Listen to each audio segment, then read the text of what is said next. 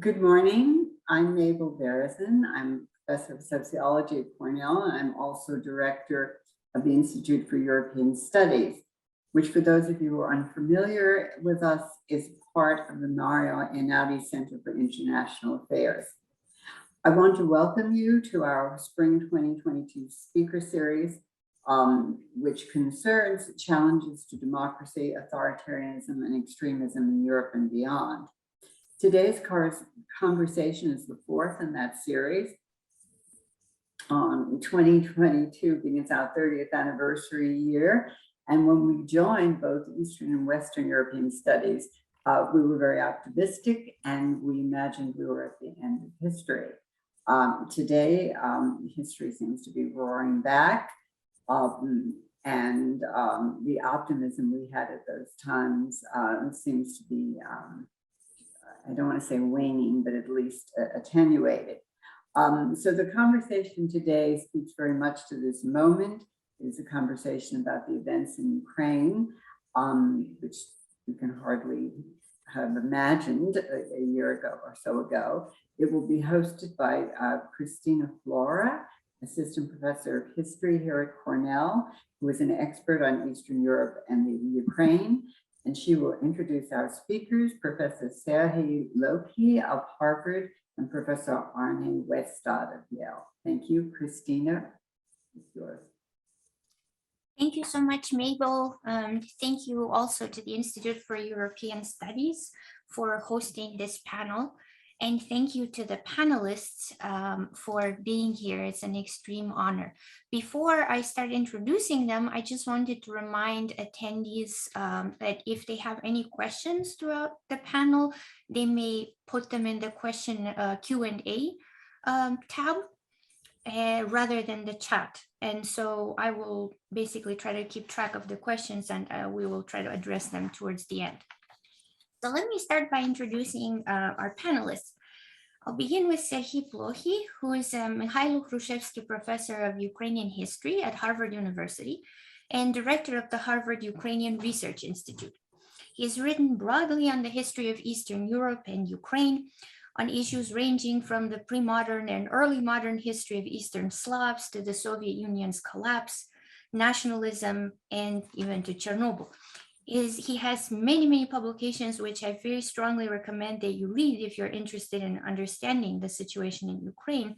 And these include Yalta, The Price of Peace, The Last Empire, The Final Days of the Soviet Union, an overview of Ukrainian history entitled The Gates of Europe, A History of Ukraine, Chernobyl, The History of a Tragedy. Professor Plokhy's most recent work, Atoms and Ashes, A Global History of Nuclear Disaster, will be published later this year. And our second panelist, Arne Westad, is the Elihu Professor of History at Yale University, where he also teaches in the Jackson Institute for Global Affairs and serves as Director of International Security Studies. Professor Westad specializes in modern international and global history, especially the history of Eastern Asia since the 18th century. He has published widely on the history of the Cold War, China-Russia relations, on the Chinese Civil War and Communist Party, and is currently working on very exciting histories of empire and imperialism, above all in Asia.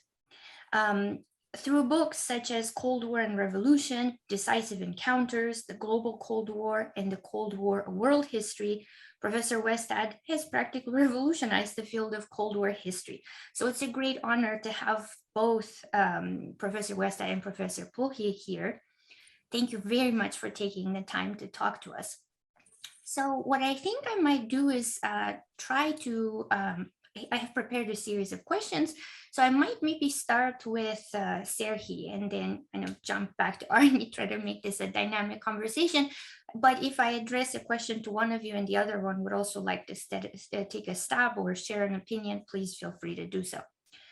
So I was thinking of starting maybe with a question about the role that history is playing in this conflict and the way, specifically the way in which Russian President Vladimir Putin repeatedly invokes these historical claims, noting, for example, that Ukraine's and Russia's histories are shared and deeply entangled, and using or mobilizing these claims to justify his invasion, including the claim that Ukrainians and Russians are one and the same people.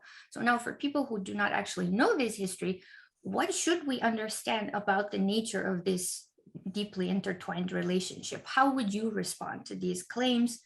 And who do you think they're addressed to? Who would they resonate with for the most part? Thank you very much, Christina, for this question, and thank you for invitation to this webinar and to this discussion.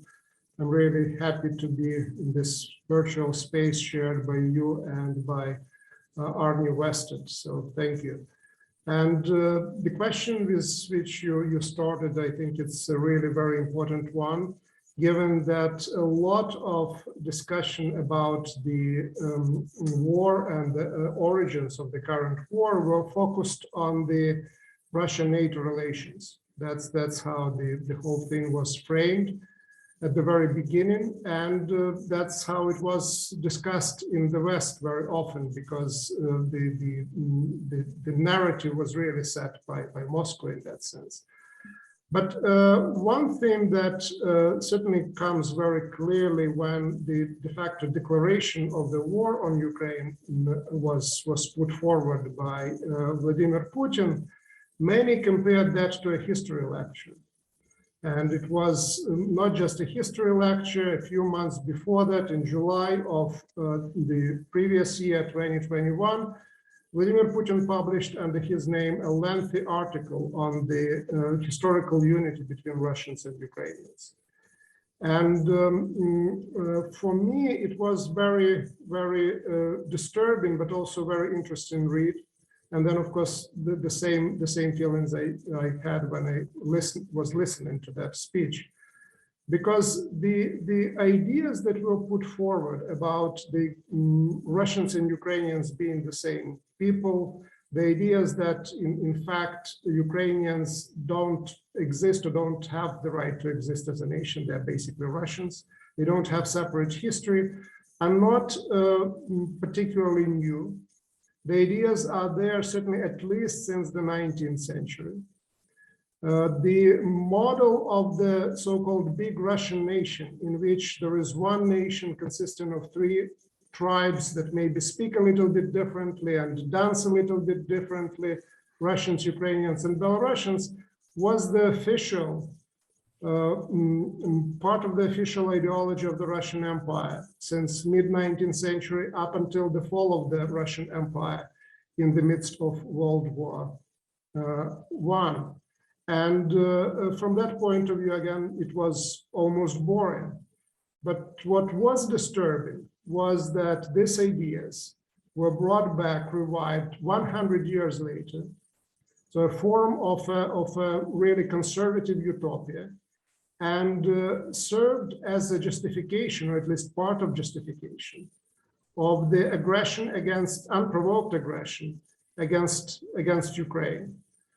In terms of what,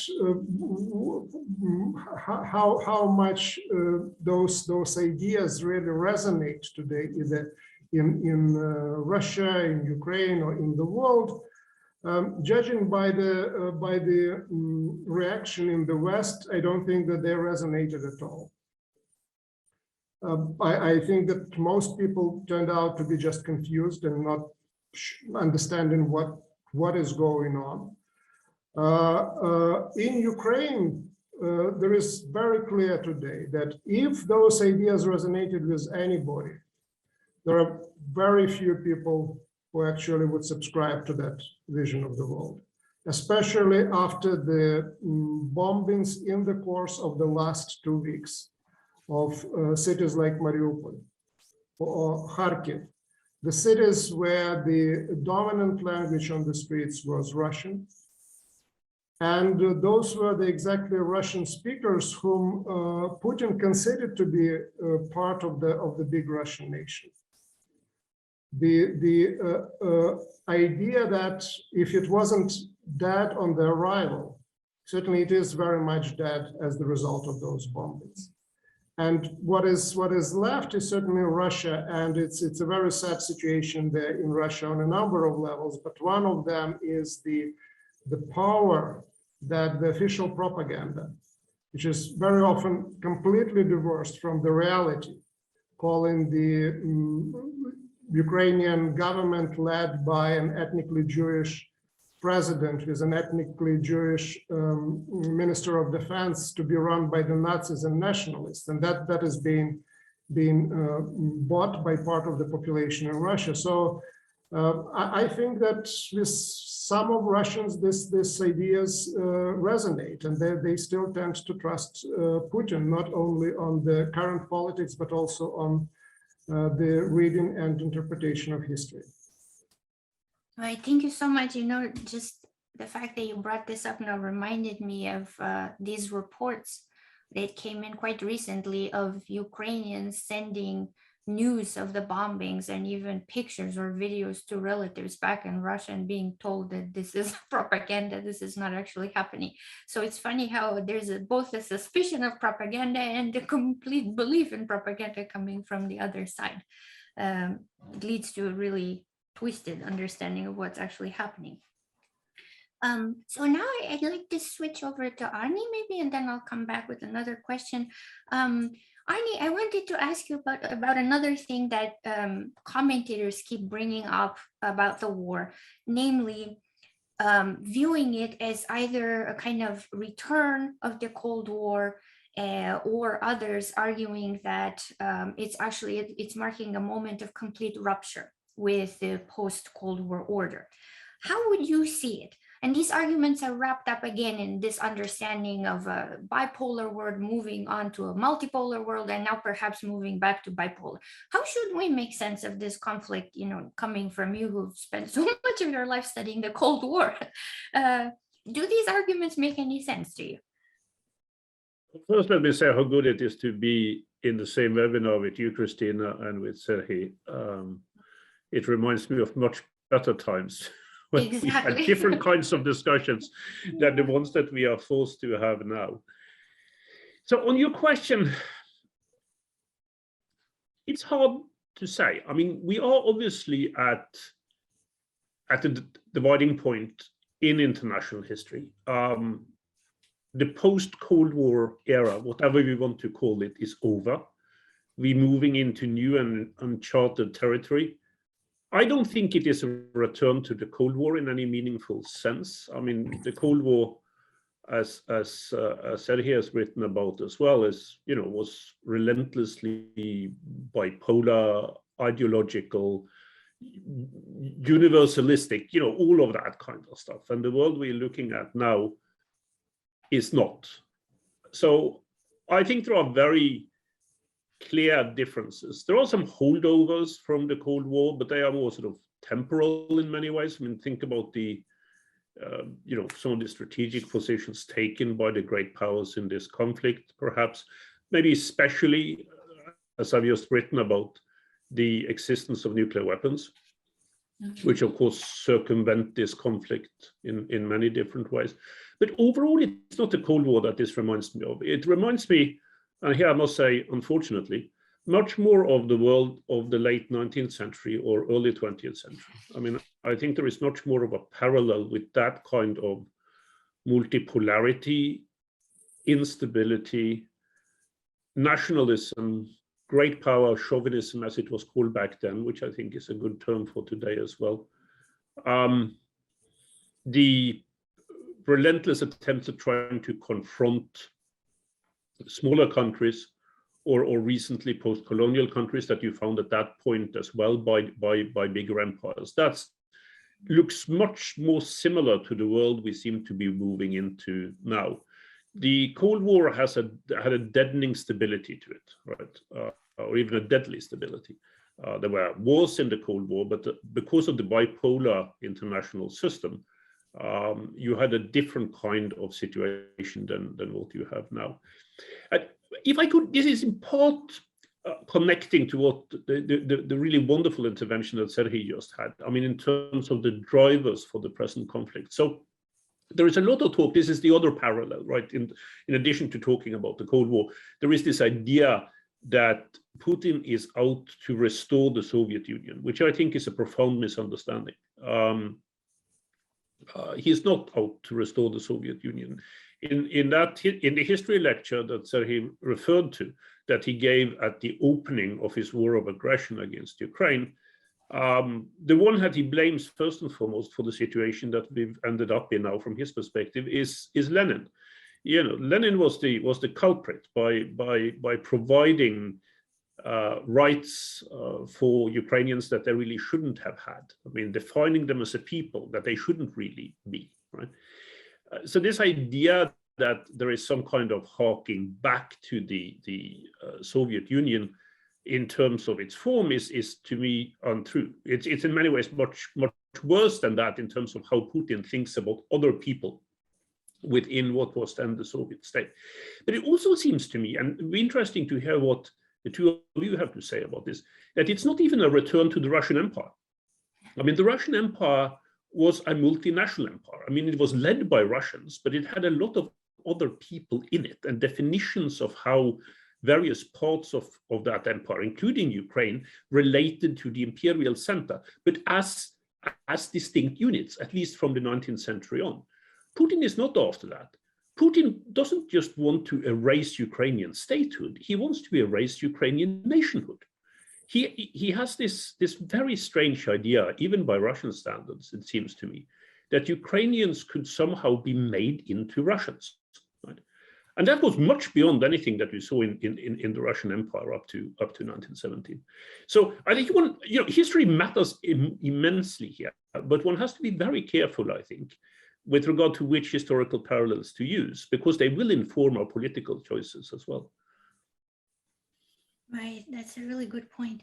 On your remark now, actually, I've been thinking about this for a while, that these parallels were drawn either with Soviet Union or with Russian Empire. And in fact, one of the things that strikes me the most is how, I have no other words for Putin's tactics now, except to describe it as completely stupid, even compared to the Soviet model of dealing with nationalities, because what he has achieved so far, at least, is a much greater crystallization of a distinct Ukrainian national identity than even seemed to have existed before.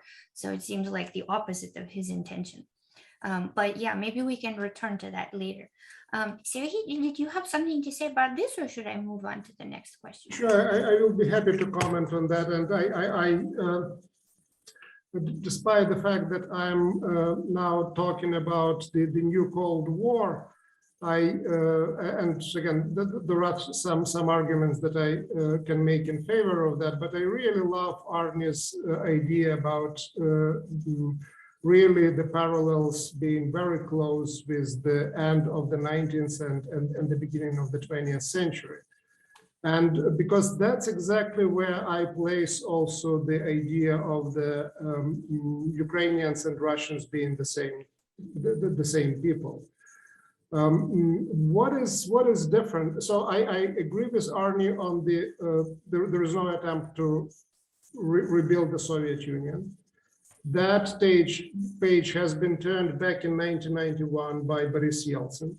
The empire, even in the form of the Soviet Union, too expensive of an undertaking, supporting other republics on the same level, sharing the resources that Russia gets from oil and gas. So there is no return to that. If there would be ideas like that, Belarus would long be incorporated and integrated into the Russian Federation, but it wasn't. So what is there is rethinking of there is more going back to the Russian Empire than to the Soviet Union, but again, it's a selective, you pick and choose what you take there. And what you take from the Russian Empire is some form of the vision that Solzhenitsyn put forward in the 1990s. Because a lot of Putin's ideas and his ideas come from the collapse of the Soviet Union, and that's where also alternatives were emerging. And Solzhenitsyn's idea was that Russia should get rid of the Caucasus and Central Asia and the Baltic states, but the Slavic core, including the northern parts of Kazakhstan, should be restored and rebuilt. And that's some foundation for current thinking on part of Putin, this complete denial of the right of other East Slavs to exist as nations. So he doesn't mind them exist as dependencies, as polities like Belarus, because it costs less. But certainly there is denial of the right to exist as nation, and that's it seems to me where we are. And in terms of his real almost hatred of Lenin and that experiment that is happening there, that comes directly from the writings of people like Anton Denikin and white generals of the revolutionary era, where there is certainly the emphasis on the existence of one and indivisible Russia. And there is a blaming that it's Lenin and Bolsheviks that created all those nations, when the reality is that Lenin and Bolsheviks had to make accommodations for national movements in the course of the revolution, because otherwise there was no hope either to take control over places like Georgia or Ukraine, and even less hope to maintain that control. The so-called cruel lesson of 1919, that's everyone who read Terry Martin's book or studied the history of the region knows that's where Lenin's turn is really taking place after the Bolsheviks lost Ukraine. So again, I think it's intellectually a very interesting exercise looking at where some ideas are coming from and what happens with them. The major problem is that it is about human lives, and it's about enormous cost to the people in Ukraine and in the region and to the world as a whole. Thank you so much. So now let me follow up with another question. I guess also tries to take into account that we're historians here and we're trying to kind of bring a historical perspective to this. Given what we know about how far back these tensions go and how complicated this relationship has been, right, between Russia and Ukraine, where exactly would you place the origins of this specific conflict? How far back do you think we need to go to understand its roots? And I know here it's a dangerous territory for historians. We might end up in antiquity before we know it, but maybe we'll try to refrain ourselves. Yes, thanks, Christine. I was thinking to myself that it's with us historians, you can just point at any year on the chronological table and ask us to make a case that that's where it begins, and probably we would succeed. But again, I can point to two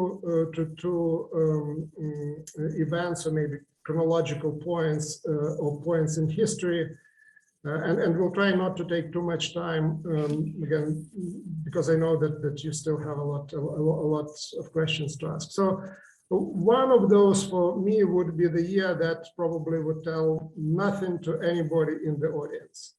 The year is 1863, and the year 1863 is the year of the Polish uprising in the Russian Empire, and the Russian Minister of Interior issuing a decree that basically an instruction, a low-level document, instruction to the censors, that declares that the Ukrainian movement is a Polish intrigue, and to secure the Russian Empire, one has to prohibit the publications in Ukrainian language of textbooks, Bible, and so on and so forth.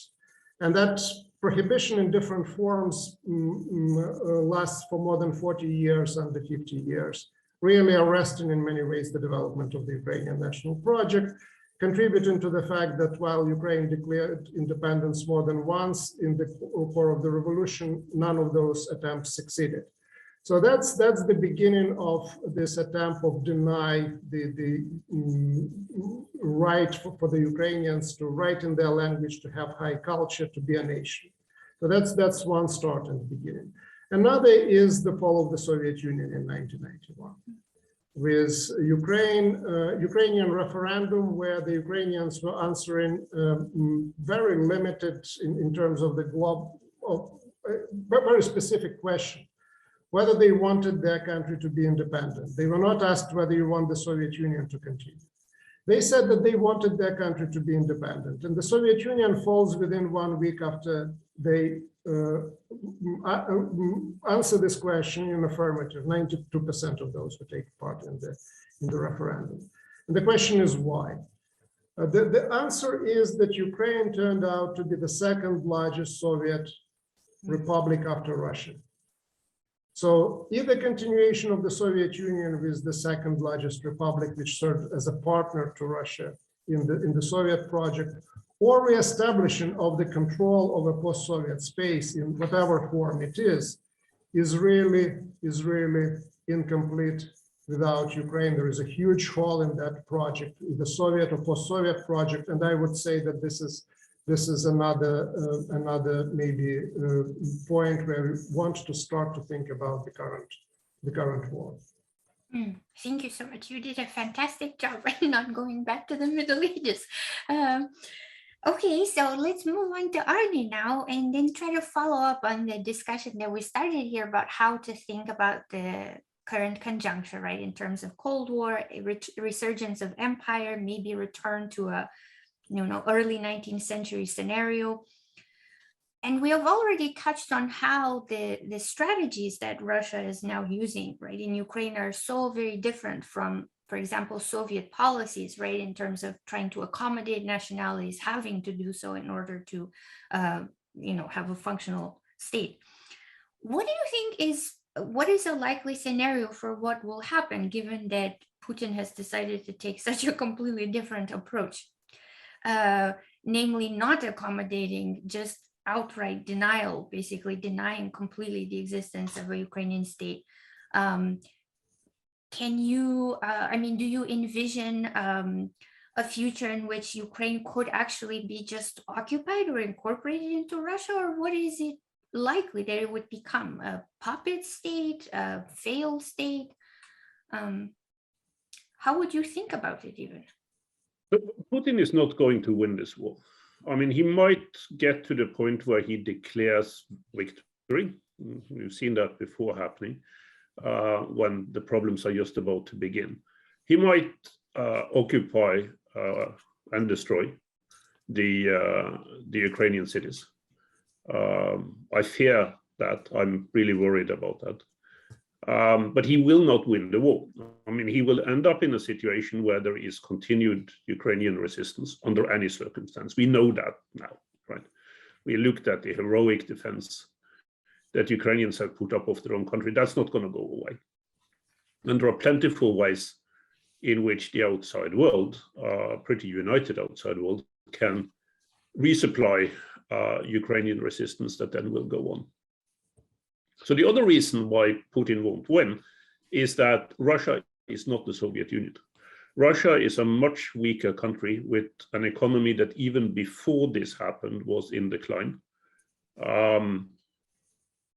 If you add to that the tremendous costs of holding Ukraine down, I mean, this is not, if we draw on the Cold War parallels, this is not Hungary in 1956 or Czechoslovakia in 1968. I mean, the cost, not just in military terms, but in other terms, of trying to take over Ukraine will be enormous. And the Russian state does not, even under the best of circumstances, have the ability in economic terms to, as Putin would say, to fulfill its mission. It is simply not going to happen. Russia is going to get increasingly isolated, increasingly, of course, dependent on China, which we may want to turn to in discussion later on. So in that sense, this project has already failed. I mean, in a way, as you indicated earlier on, perhaps it was, I mean, I in many ways think ideologically that it was stillborn. I mean, the idea of making Ukrainians who, as he said, voted 93%, whatever ethnic background they came from, for Ukrainian independence, to wipe that out is simply not possible. Right? So maybe it was stillborn from the very beginning. So we have to look for other ways in which this ends. I mean, what I hope, of course, is that it will end with at least a ceasefire that will allow for aid coming into those people who now so desperately need it, and then an evacuation of Russian troops. I mean, the most important thing at the moment, whatever one thinks about the Ukrainian situation, is to get the Russian troops out. The reason for the destruction, the reason for the humanitarian catastrophe, all of that has to do with the presence of Russian forces in Ukraine. So the Russians are left with a lot of problems that they need to resolve as a result of this war that Putin has taken them into. I don't know how that is going to end. Today is the 15th of March, the ideas of March. A very good time to do something I've been envisioning for a while. I don't know whether the Russians are going to take a leaf out of that book and decide that this is Putin's war and therefore Putin's responsibility. I think it will take time. I'm afraid it will take time. I mean, again, this is not the Soviet Union in the sense that it has a Politburo, it has a political structure that makes it possible after a fashion to remove the top leader and change political course. I think Putin, the individual, is in a way imprinted on this regime in a way that is highly problematic. But at some point, Russia will have to change course on this. The Chinese are not going to bail them out in the longer run with regard to it. The Chinese are making all the wrong kinds of noises at the moment, but the current Chinese leadership are realists. They will understand that bankrolling this in the longer run simply is not a good alternative. So the question is, for the two of you as well, how do we get from here to there with the smallest possible further loss of life and destruction? That's the big question. Yeah, I think I want to turn to Sergey, but I just want to say something before I forget it. This is actually where a good deal of my frustration comes from. I mean, there are so many people proposing solutions, right? And the one that has been used so far, right, is this economic sanctions and increased sanctions, but kind of exempting the most important actually source of income, which would be oil and gas. But in addition to that, right, there have been calls for bringing in more humanitarian aid. What I'm personally frustrated about or don't understand how we're supposed to do is how actually to convey this aid to people while Russian troops are still bombing or are present on the ground. I mean, this is just something that I think you can only theorize about when you're far away in the West, and it seems like this would be the greatest solution. But I don't see it in practice. So I'm curious about what would you say, Sergey, about, well, I guess either about how you see, oh, is Sergey frozen? Or is he still? No, you're here. Okay, perfect. I'm listening. I'm being. He's listening intently. Yes, exactly. I guess the two questions that I have for you would be, yeah, how do we envision this going forward? What is bound to happen? What will become of Ukraine? And the second thing is, yeah, going back to Arne's Arne's question, what is the solution here? What can be done given the continued presence of Russian troops on Ukrainian territory? First of all, I agree with Arne 100% that in historical terms, the war is already lost by Russia. And Arne, I really ask you, correct me if I'm wrong, because I was just thinking about that as Christina was speaking. But after the end of World War II, the scenarios of a great power or major power or superpower getting engaged in the war with a smaller power, it seems to me always resulted in some form of a defeat for the great power. And the norm was that originally there would be a military success. And then there would be a backlash because the military occupation would certainly produce a lot of unity within the group and resentment and so on and so forth. So the current war is certainly already united the Ukrainians to a degree that they were not united before. There is no question about that. And the story about the initial military success is quite questionable. So if you look at that in historical terms, it's difficult to imagine this war going well for Russia.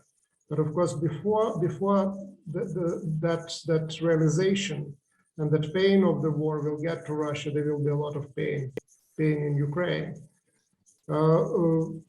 What can be done and what should be done?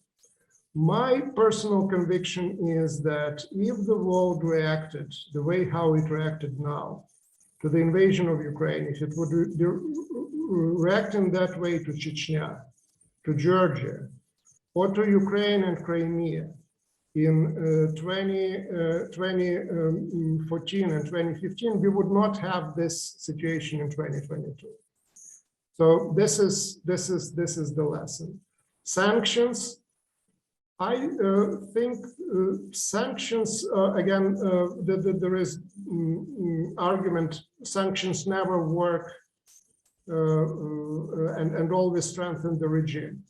I lived through the fall of the Soviet Union, where the entire Cold War is a big sanctions undertaking, which eventually actually limited the ability of the Soviet regime in military sphere, in the sphere of technology, and eventually contributed to its implosion.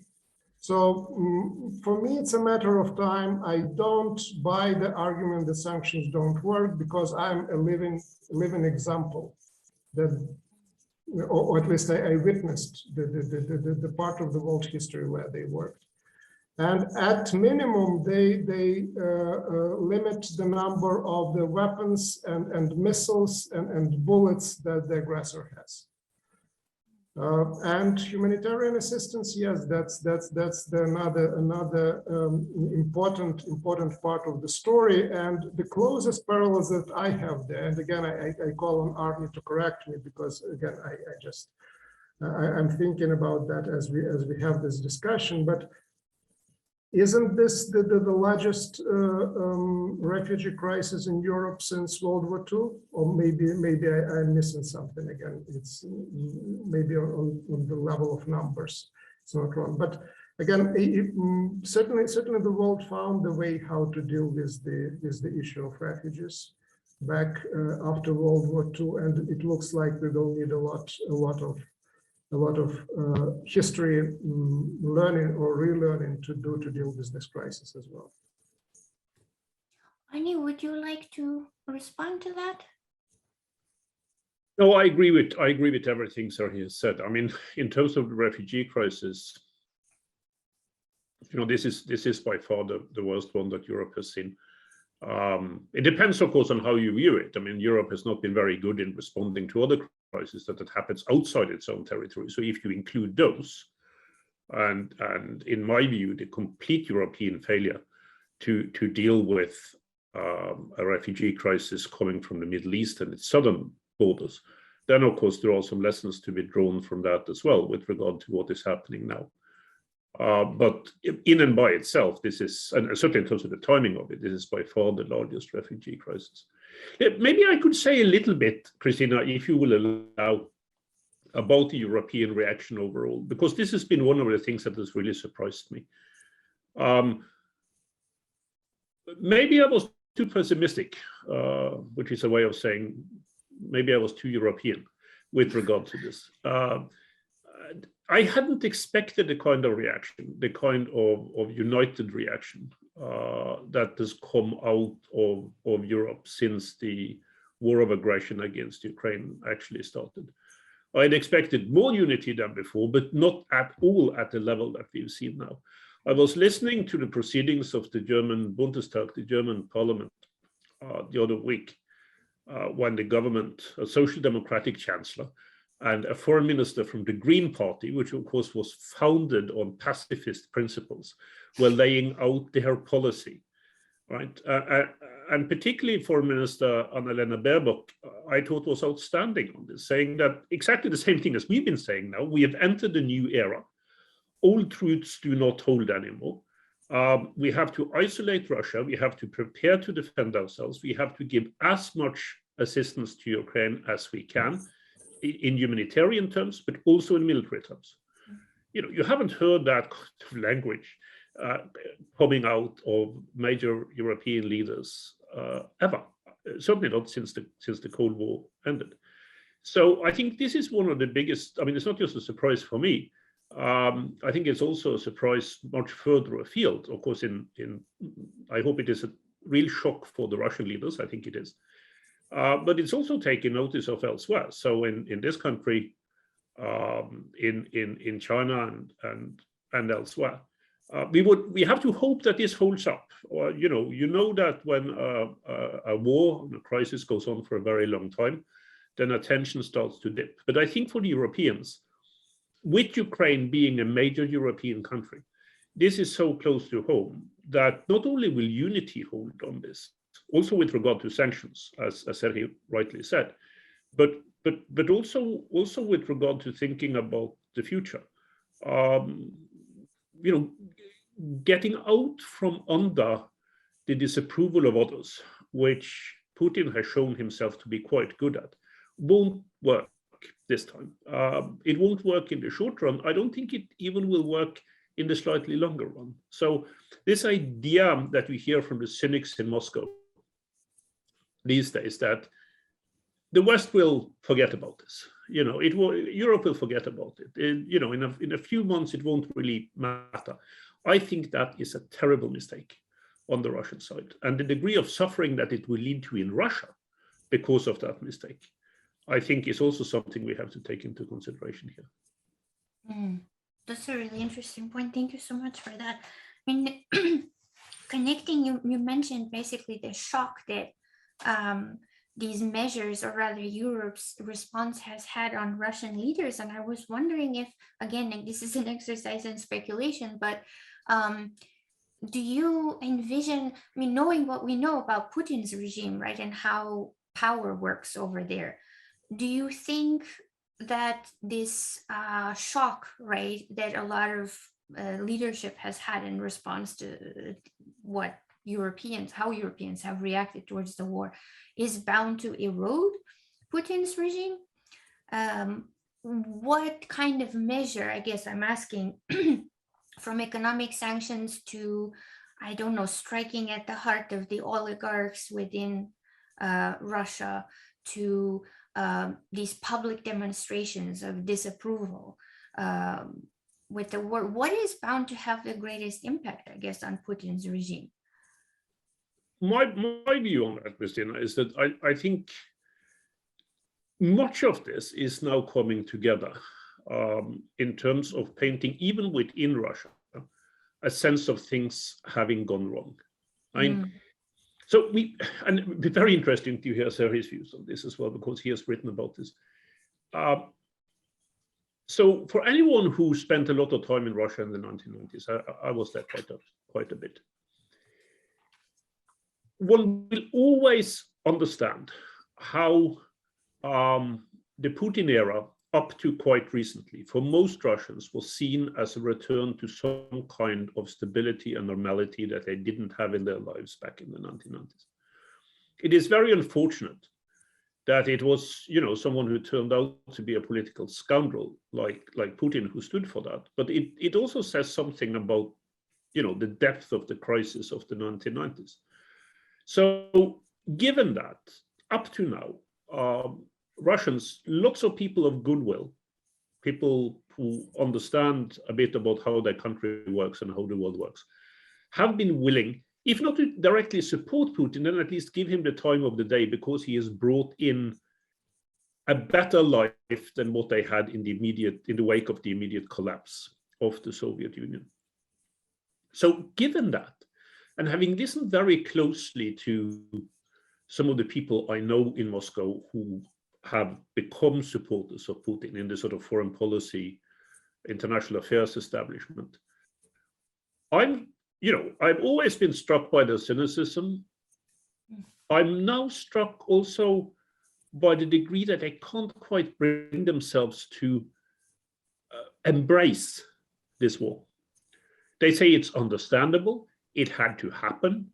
Vladimir Vladimirovich Putin made the right decision, but that's not what you expect from people who have been Putin's lapdogs for a very long time.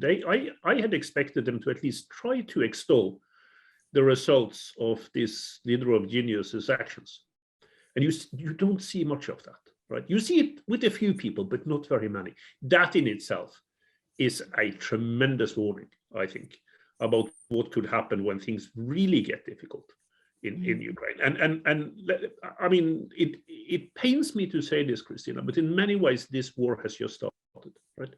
There's going to be a lot more fighting going on. There's going to be a lot more young Russians returning in coffins, right? And that pain is going to increase. So if there is no embracing, if there is no enthusiasm for the war now, imagine what it will be a few weeks hence when things really come home to roost for the Russians. That's my view. All right, thank you so much. And I guess just maybe a couple of questions. I will limit this since we have 2 questions also from the audience. One that I had for Serhiy, in talking with a lot of people here, I just realized very few understand how this current conflict is related to 2014, or they don't even think that there is a relationship with the Revolution of Dignity. Could you explain for people who don't fully understand what exactly has been happening right in the region? And you mentioned a little bit about how different Europe's reaction, right, was to 2014, to Georgia, to all these other instances of conflict. If you could speak a little bit to that, that would be very helpful. Sure, absolutely. We'll be happy to do that. 2014 can be probably viewed as another good starting point for thinking about the origins of the current war, because it's not just a metaphorical, somehow important point. That's where the war started.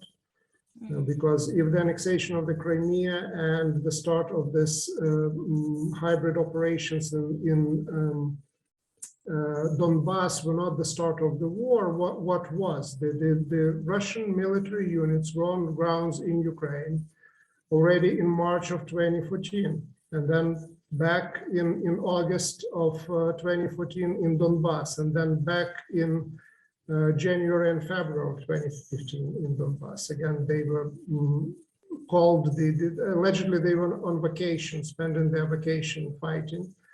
But those were regular military formations of the Russian Federation. That was the start of the war.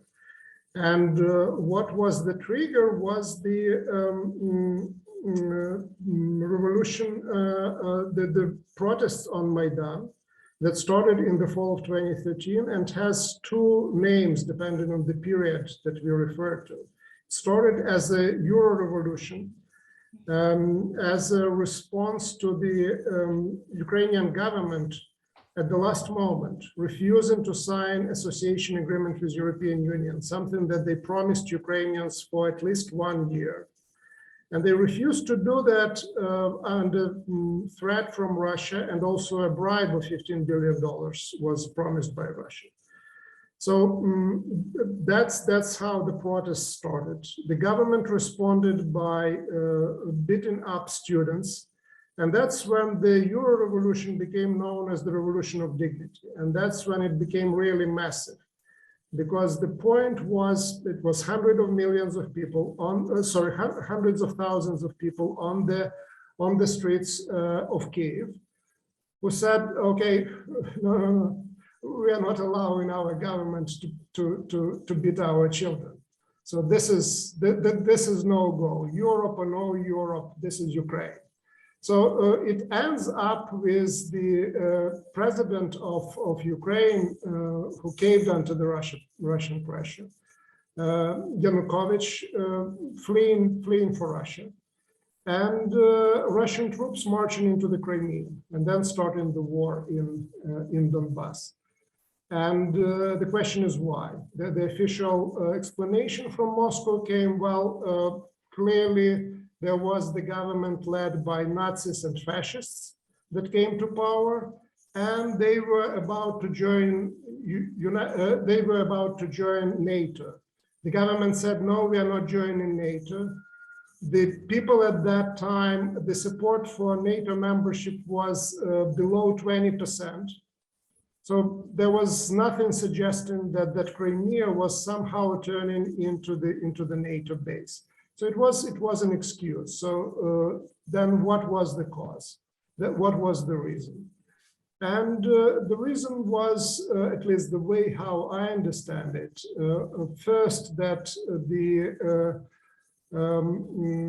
protests led to the arrival in Kyiv of the pro-Western government, NATO or not NATO. That meant that Ukraine was not going to be part of the Russian sphere of influence. And that was Putin's vision at that time, to build the post-Soviet space into some kind of a military, economic, and political bloc that would act on par with the European Union and China. So what was clear already in Kyiv in 2014, that country would not be part of the Russian sphere of influence. And second was, of course, that a success of the democratic revolution and anti-government protests reflected very badly on the future of the authoritarian regime in Russia. So apart from these geopolitical considerations, there was, of course, internal political reasons and consideration. And the solution was, okay, we will partition Ukraine. We will take the Crimea, we will create a state of new Russia that would include Eastern Ukraine. And that's how the war started. And that's at least in my interpretation, what were the immediate events that led to the current war. Now we have this, if the war of 2014, 2015 was limited in scope, in territorial terms, in terms of the ways how it was conducted, now we have a just very brutal classic, either it's 19th century or maybe 19th century war with the 21st century technology. Thank you so much. And the final question here, we're going to have to keep it brief because we have these other two questions, but I have to ask it, Arne, where is China in all this? You kind of touched on it a little bit, right? Where you said that the Chinese are realists and it's very unlikely that they would actually support Russia. So some commentators have really emphasized this or are looking forward to the idea of a China emerging as a kind of mediator in all this and being key to ending the conflict. How do you see China? If you could elaborate just briefly on China's role. No, so I mean, China was, I mean, to put it in ordinary language, China was in on this from the very beginning. I mean, there's absolutely no doubt that the Chinese were informed, not in exquisite detail, but in broad strokes of what Putin planned to do in Ukraine. They were also told that this was going to be a quick operation, that the Ukrainian government was going to collapse, that a substantial number of Ukrainians would greet the Russian troops as liberators. And of course, none of that has happened, which has led to some hard questions being asked in the Chinese leadership with regard to this. Not to the point, I think, that China is going to break with Russia over this. I think the original Chinese plan with regard to the war in Ukraine was to sit very still until it was over, and then end up with a Russia that was even more closely tied to China than what was the situation before, and which could therefore be exploited even to a higher degree than what the Chinese have already been able to exploit Russian resources because of Putin's international weakness. So, you know, by putting all his eggs in one basket in terms of international affairs, he has in a way already made his country dependent on China to a degree that is quite remarkable, quite unique among great powers, right? I mean, both of them are great powers, but the big difference here, as I just wrote about in another context, is that China is a great power on the rise, Russia is a great power in decline. Now, the big question is, how long will the Chinese, who are not known for their flexibility in international affairs, how long will they stick with that original assumption, which is now very clearly being proven wrong? I think there will be a breaking point somewhere. We don't know where it is. I don't think the breaking point will mean that China will abandon Russia. I think it will be in the form of rather quiet phone calls coming into Moscow in which the Chinese basically indicate that it would be a smart idea to settle in some form or another. And when the Chinese say that, then there won't be much choice on the Russian side with regard to it. We don't know when that is going to happen. And I think diplomacy plays a very important role here. I was glad to see that Jake Sullivan's meeting with Jiang Yechi, the highest ranked Chinese foreign policymaker, in order to discuss these questions. There are some people who are saying that, perhaps the West should indicate, the popular term in this country are off-ramps for Putin, in order to be better able to discuss these things with the Chinese. I don't think so. I think rather the best way of getting the Chinese to doubt the outcome for them of this disastrous war is to put the maximum pressure on Russia in order to show that there is no way in which Putin can wriggle his way out of this.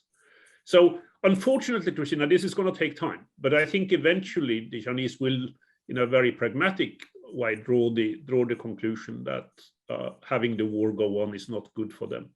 I was joking the other day that part of the problem here is that this gives dictatorship a bad name, and I think that is a point from the Chinese perspective with regard to this.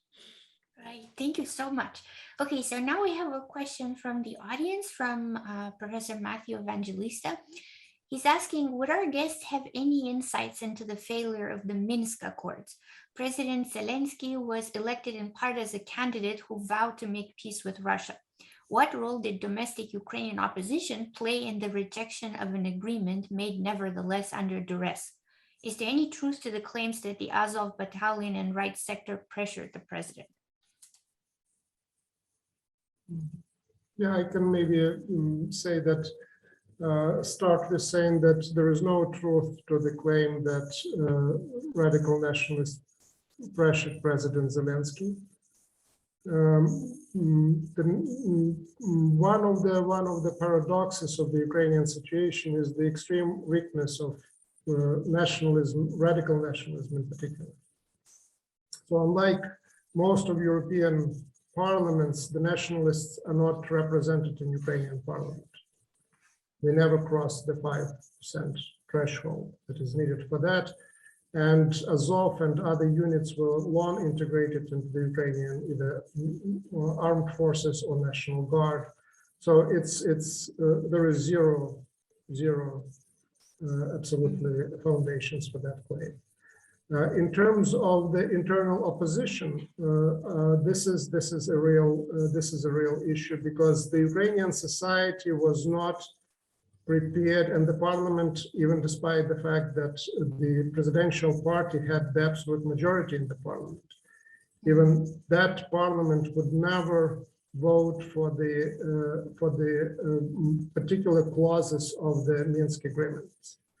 And the stumbling block in the interpretation of agreements between Russia and Ukraine was what would happen first. Whether first Ukraine would reinstate its control over the border with Russia, and that means control over the territory, and then has elections, or the elections are taking place in those regions de facto under the Russian control. And the parliament would not go for that particular way and interpretation. And the parliament would never accept the idea that the federation of Ukraine, that the constitution would have to be rewritten. The confederation, the federation would be created in which every single unit, including the Russia-controlled units, would have veto power over the Ukrainian foreign policy. So the demands were basically make Ukraine ungovernable. And you can call it opposition, you can call it the party of the president, whoever it was. if Volodymyr Zelensky would propose that to the parliament, parliament would reject this this type of formulation. So that's in a nutshell the problem and the issue with the Minsk agreements. And again, thank you for the question about President Zelensky's position. Yes, he who became now the figure that is compared to Winston Churchill in terms of his pronouncements, in terms of his stand, who rallies Ukrainians to fight against the aggression when the rest of the world says, okay, guys, you have no hope. And 80% believe that they will win. And Zelensky is at the center of that. This is the same president who was elected saying that he was there to negotiate with Russia, to bring peace. And he was trying hard to do that for 2 years. And again, it eventually led to the situation where he had to admit that there was very little future in the Minsk agreements. Again, that's what happened. Thank you for the question. Thank you, Serhiy. And the last question from John Weiss. Given the recent evidence of an increasing active and passive dissent in Russia, how should a truth campaign whereby information about Ukrainian suffering and Russian behavior be organized and supported? This campaign is currently being planned by members of Congress, but many questions remain to be worked out. Could I just say on that one, I mean, if I understood the question correctly about getting information into Russia about what is actually going on, that obviously it is very difficult with the kind of censorship that has been introduced now. Even so, there are ways around that censorship. Many Russians, particularly Russians of the younger generation, will know how to get around the censorship if they want to. Quite a number of them are. It has struck me that there is a generational divide here between older people who generally watch Putin-inspired television of various sorts. Even that, as we saw yesterday, not without its protests. And younger generation who have other means of information, which can at least in part get around the blocks that now have been put up. I think the most important thing now is to try to explain the crimes that the Putin regime are committing in Ukraine in language that Russians understand. So, you know, sort of Western grandstanding on this is not what is going to have an effect inside of Russia. It is rather, as Serhiy has shown in the discussion here today, and through much of his work, you know, the realities of the relationship between Russians and Ukrainians. You know, two brother peoples who have been closely associated for a very, very long period of time. And where what Putin is doing now is destroying that relationship. Those are the core ideas, I think, that need to go into the kind of message that we should try to spread in Russia. Yeah.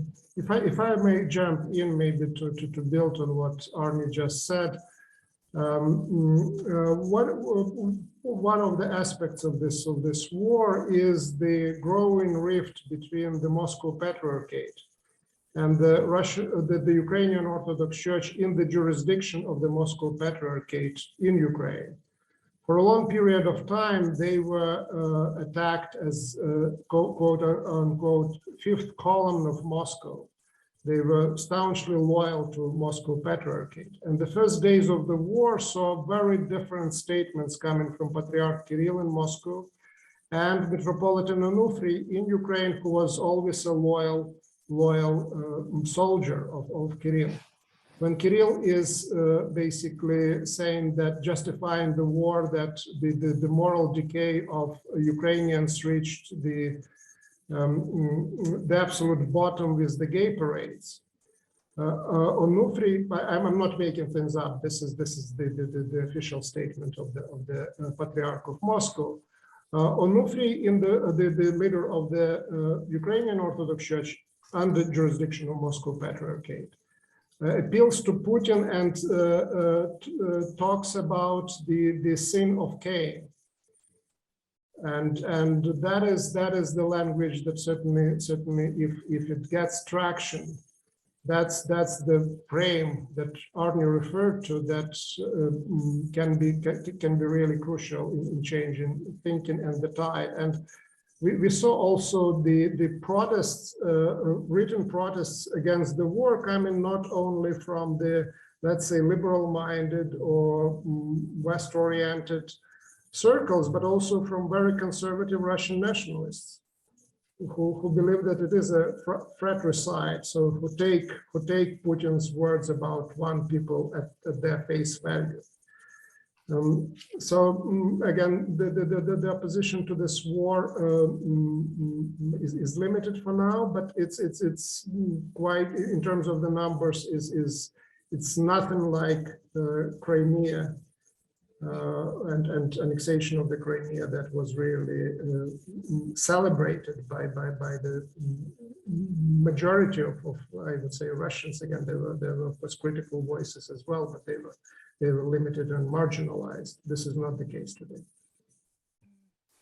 Thank you so much to both of you. I think that we've come to the end of our discussion. Unless you have any other final remarks that you wish to make that we didn't touch on, we might just wrap up with a huge thanks to both of you for taking time out of your schedules and helping us understand the situation better. And I really hope to see you again very soon in much better circumstances, hopefully. Thank you. Thank you. Thank you, Christina. Thank you, Christina. It was a pleasure. Thank you.